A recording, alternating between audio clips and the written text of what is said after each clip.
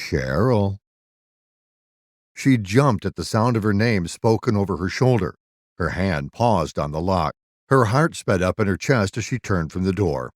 The echo of the voice, unsettling and surreal, overlapped the original, giving its otherwise flimsy and insubstantial tone some depth.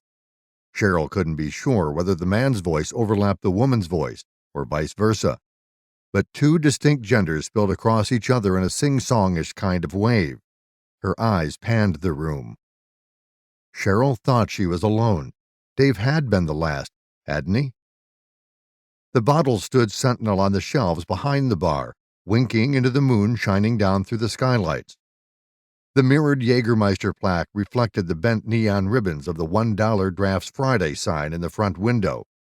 The only face in the tavern, besides her own, was that of Carmen Electra, smiling seductively down from the old Queen of Halloween promo poster on the far wall that was such a popular favorite with the longtime regulars.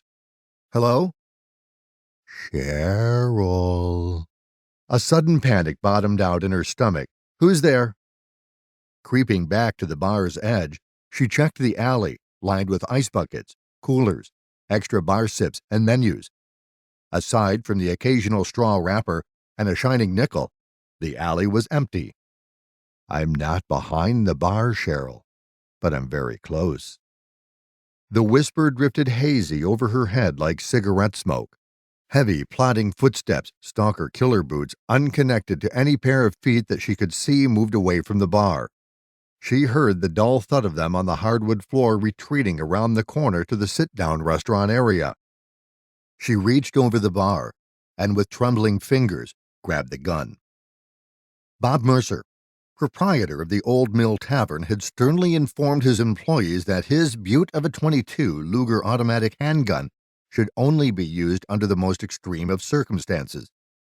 Basically, he'd remarked, if a psycho has a knife to your throat, and only with the utmost care. He'd given each of the girls and his two busboys a crash course in gun basics, where the safety was, how to hold the gun to keep the force of a bullet's discharge from snapping the wrist backward.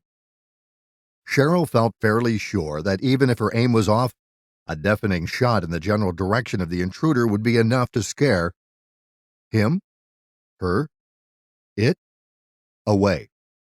It. Where had that thought come from? The gun barrel shook as it navigated the shadows ahead of her. At the end of the wall before the restaurant area, she took several deep breaths.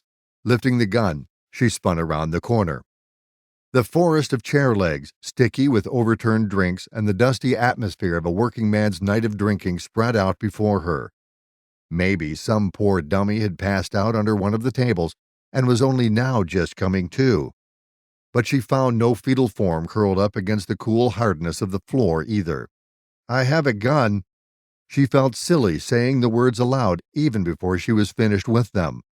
Clearly, no one was there. Not in the back booths, not by the dark screen of the Outrun video arcade game or the light tube arches of the 4-foot jukebox. Both stood silent, their electronic noise turned off for the night. The thought of checking the bathrooms and kitchen ground unpleasantly against her insides, but she was, after all, the one with the gun. Still, Cheryl figured she should probably just leave. Bob would have told her to haul her little ass right on out of the bar.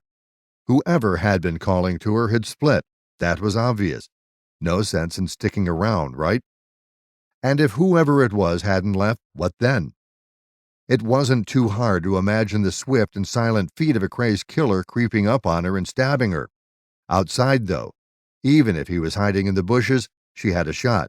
She could run. Run all the way to town if she had to.